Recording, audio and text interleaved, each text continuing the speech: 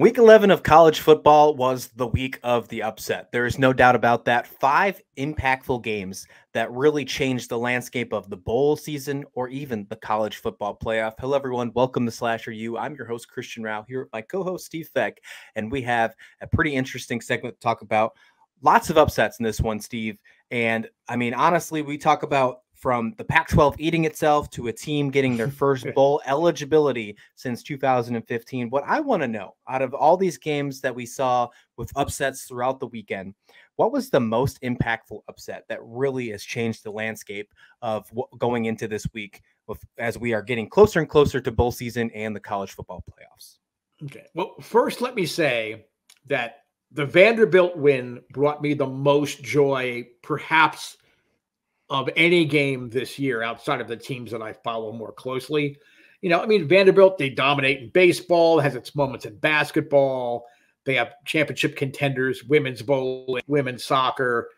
But football-wise, there's been very, very many lean years, 26 straight losses in the SEC. Yeah. So for them to shut down a consensus NFL draft pick in quarterback Will Levis of Kentucky, threw for 109 yards, barely broke 100. Only 47%. That's an impact in itself, not only breaking that string of losses in the SEC, but you got to wonder a performance like that against a team like Vanderbilt. I wonder how much that draft stock is Levis now a for sure first round pick. I mean, I guess the combine will address that in a lot of ways, but I think that's an impact that we don't think of in the standings, which we'll get to here in a little bit. But that's a pretty impactful game. Levis, I don't think, he's been pretty inconsistent and he's turned the ball over, had problems with fumbles. You can't have a performance like this against a team that you really should blow out of the building. And I think that's where the impact comes for Vanderbilt. How do you feel about the Vanderbilt game? I love it too. Just like you said, with the fact that them breaking the streak in the SEC and getting that win. I know our good friend, our other founder at Slasher Sports, Billy Graves, big Vanderbilt fan. So we're excited for him. So congratulations. You got a big win. Hey, they keep their bowl hopes alive. Now they have to finish their season against Tennessee. So I don't know if they're going to be able to make it through, but if they can find a way to make their next week game against Florida, a good competition, maybe get 2 SEC wins. I don't know if that's being a little optimistic here, but if they can find a way to do that, that's a great win for Vanderbilt and their program. Regardless, they're ending their season, getting rid of that streak. Great news. But you're right about Kentucky. You're right about Kentucky. A lot of issues there. This was a team that at one point in time was ranked number 7 in the nation. And now we're looking at them. They have to play Georgia and then Louisville. They could easily end the season at 6-6. So this is a wild thing. And I think you're right about Will Levis. I don't know if NFL draft GMs and NFL owners and other programs, the 32 programs that play on Sundays are really worried about Kentucky's record, but I will say they are worried about the performance that Levis has shown the last few weeks. No doubt about that. Looking at another upset here, I think my favorite upset, I don't know if I'd consider it the most impactful of the weekend, but my favorite is UConn. Yes. I think the UConn win over Liberty, first and foremost, Liberty I don't know what happened there. They did not show up. Did they forget to get off the bus? Did they forget their cleats? I don't know. Regardless. But UConn played. They showed up and they played. And what Jim Mora has got going on with UConn, from going from winning one game last year to already being eligible for a bowl for the first time since 2015, how exciting. I mean, how exciting is this for UConn? It is so fun to watch this team play. And I am looking forward to seeing them get a little more coverage as we go along the year, because this team can play some football and they've had a lot of injuries. It makes you wonder, Steve, if we would have been talking about them being bowl eligible maybe 2 weeks ago, if they didn't have their quarterback go down at the beginning of the year, or they didn't have to rely on freshman running backs who are playing outstanding. But this team looks completely different than what they expected the season to start, and they still found a way to overcome and get their first bowl eligibility in 7 seasons. Well, I think it's to show how important coaches are in the college game. Jim Mora can break down film and he can see things and it's sort of like reimagine what his team can do based on what a weakness he might have picked up in one series or maybe over the course of a couple of games. The other nice thing about this UConn win, like you said, I mean, they have all the freshman running backs and they lost their quarterback. This is giving more players, especially the younger players, more exposure and more responsibility in key games.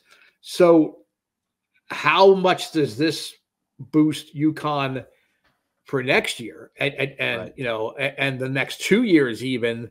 And again, you know, I always say guard play, you know, when we talk about college basketball, it's transfer portal anymore. When we're talking about college football, especially the smaller non-traditional programs where they have to protect their best players. But by having a season like this, why would you want to transfer out of UConn? And maybe you can talk to your friends at other, you know, at other schools, or other players are going to look at UConn and say, well, I can play for Jim Mora. I can play in, you know, in this pro style set. Yeah. I mean, I like that. So yeah, I mean, I think it's impactful in a way that it won't show up in the standings. I had no idea, honestly, that both Vanderbilt and UConn we're still going to be bowl eligible. Yeah, because you focus so much on the negatives, you know, and some bad losses they might have had. But for both of those teams, I mean, it's unbelievable that they're going to either bowl eligible or could become bowl eligible. But UConn, Jim Mora, the sky's the limit for that program. I mean, I think, you know, I don't know that they'll ever be a national power, but as far as being a competitive team that's going to be playing in meaningful bowl games in the near future, the future's bright there. Yeah, I agree. I think the future is really bright. I love it when we see programs who struggle and find ways to success very quickly. And they are definitely way ahead of schedule. And that is a good thing to see in a program that, you know, has a lot of history and a lot of great fans out there too. We know that UConn really loves their sport. And you just seen it. I mean, when they scored their touchdowns, I mean, they were showing the pictures of the fans in there. And like, there was a dad like holding his kid up like Simba. He was so excited. I mean, come on. It was exciting. I was smiling for UConn. Just being excited. All right, we have to talk about the Pac-12 because the Pac-12 completely just ignited after Saturday night. And I don't think that there is a better phrase other than the Pac-12 just ate themselves. You think, we were talking about it off air, you think that there is not going to be a team that's eligible for the college football playoff in the Pac-12 after what we saw on Saturday night, Steve. Let's start with the game in Oregon between Washington and the Ducks. Again, I mean, Oregon was the last great hope, I think, for the Pac-12. And again, there's some good teams there. There's USC. You know, Utah is a good football team, but they're really not in the conversation. UCLA has played their way into the conversation, theoretically, you know, and in the rankings, kind of. But Oregon really was the last hope. And just like piranhas eat their young, Pac-12 powers eat themselves. Yeah. And we were talking about how awful Washington was on the road this year. I mean, they lost 2 of their 3 games prior to this on the road in the Pac-12, and the other one they really should have lost to Cal. But they just slugged it out. Bo Nix did something. Washington came back and answered. It was just, you know, and in that last 5 minutes, it was just back and forth. You know, I mean, Oregon went on a long scoring drive. Washington held them to a field goal, then came back and they scored a TD of their own. And then they held on again, and Oregon's, you know, last ditch effort, you know, in the final minute fell short. So this is the Washington team we thought we would see. Yeah. I mean, why didn't we see it the rest of the year? But that's a different show topic for a different show. But Oregon let a good opportunity, you know, slip through their hands. There's another reason this game was so impactful, though. Not just eliminating the Pac-12 getting into the college football playoff. With Oregon eliminated from national title contention, and the future of the Pac-12 being kind of foggy, on an Oregon coast kind of fall morning, I think Dan Lanning may convince himself to toss his lot in with Auburn and go and take the Auburn job. There's been a lot of talk about it. Wow. He's denying it, and saying, "Oh no, the grass isn't always greener." Could have happened to Oregon 2 years in a row. Yeah, I know, and then, I realized that Oregon has the financial wherewithal to pay him to stay if he demands it. Man. But there's no spotlight that is brighter, shines hotter than in the SEC, even with teams that aren't necessarily the Alabamas and the LSUs. So I really think that those whispers that were coming up throughout the last week or so about Lanning going to Auburn, I think this loss, I think that basically Lanning's already looking at plane reservations. Do you think it lit the flame, huh? Yeah. I really think that now he is going to listen and he is going to fly in after the Oregon Bowl game, if not before. It'd be wild. It's so wild if you're talking about the 8th team in college football. They're ranked 8th. They're obviously going to take a step down. I think they dropped below the top 10 when the new AP came out. 2 years in a row, if that happens, that a new coach comes in. How wild is that? And we just saw the only time, with the exception of this game against Washington, that Oregon looked bad was that first game because they're dealing with first-year quarterback in the system, a first coach in the system, and they're going to deal with that again if the Lanning goes out. That's wild. Speaking of Washington, real fast, we talked about how Penix is getting not paid attention to anymore. First and foremost, this is exactly the Washington team that we expected. We thought this was going to be a shootout. Yes. This is the team, just like you said, that we thought we were going to see all season long, with that little 2-week period. But when they played UCLA and then they lost to Arizona State, that was really the only time Washington looked like a bad football team. And that's enough to keep them out of a lot of conversations. But this is a team. Penix threw for over 400 yards. He had 2 touchdowns. He did have a pick. But this is a team that we could see as a 10-2 team, could end the season great, can put themselves in contention for a possibility of maybe reaching an NY6 Bowl. I don't know if that's is the case. They might just miss it.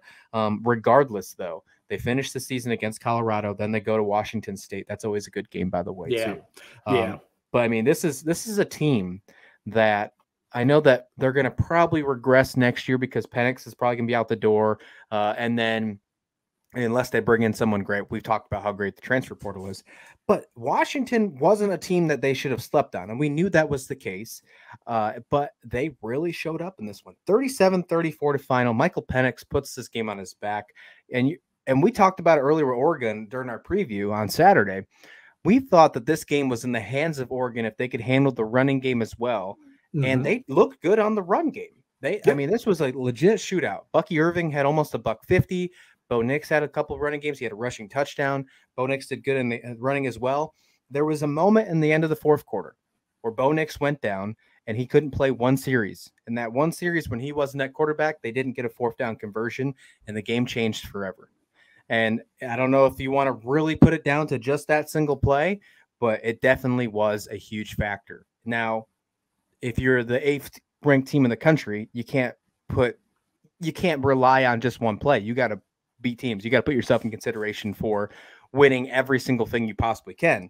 However, I think that was what really changed this game, and that's what opened up the door for Washington to get this win. And call it an upset if you will, but this is a team that we believed could have been at the top of the Pac-12 all season long, and they're just showing that, hey, we had a little bump in the road in the middle of the season, but we're back.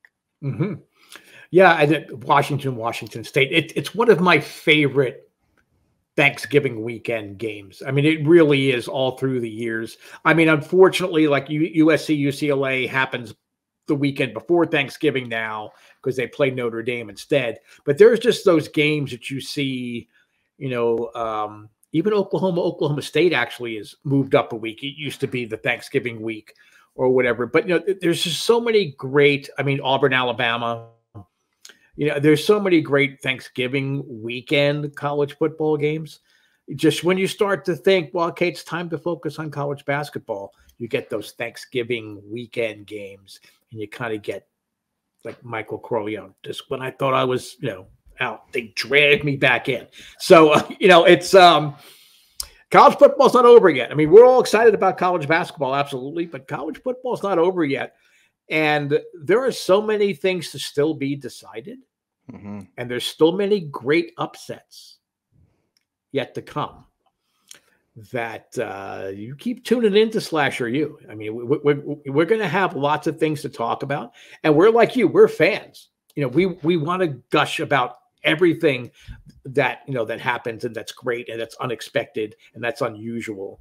So, again, Oregon fans, Christian didn't say your coach is going to Auburn. Okay. The hate mail comes. You're going to make a lot of Oregon fans upset, but that's okay. I mean, I'm sure that's not the first time they've heard this one. I've heard rumors as well. The Auburn job is going to really bring in some suitors from everywhere across the country. I just think it's completely wild if we saw it happen twice in 2 years to the Duck system. A program that is not a program that is a landing, or is just like a one and done kind of thing, but it might be turning into that. And that's absolutely wild. I mean, it didn't really work out so far for Mario Cristobal.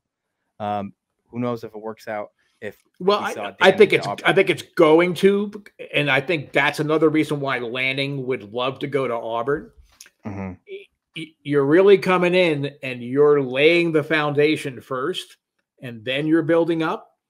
Cristobal certainly has done that at Miami. He's gotten a lot of criticism because everybody is stuck in a time warp. Everything. It's like Back to the Future 4, where Miami is supposed to be great like they were in the 80s. Okay, this is 2022. It's not the same team. Give Cristobal some chance, but I think that's where the draw is. You can build a foundation, and I wonder, the Oregon program, why are so many coaches so eager to leave so quickly? Is there interference from the swish or the swoosh or from the administration where, they feel, look, I can't do things my way because they want me to do this or have this or play this game and wear this uniform, and how many different colors of green and yellow can we mix in a uniform over the course of a season? I think if Lanning leaves, I think it forces the Oregon fan base to start asking some serious questions about what's going on internally too. That's a fair point. And I really do think that that's something, if that happens, we will start asking those questions and help them out as well. What kind of upsets do you think are going to happen in week 12? We saw plenty in week 11. I would say 5. You could even count higher than that if you wanted to. We only got one hand on here. So we said 5. What other upset did we not talk about that you want to talk about? Or which ones do you think might happen in week 12? Let us know in the comments below.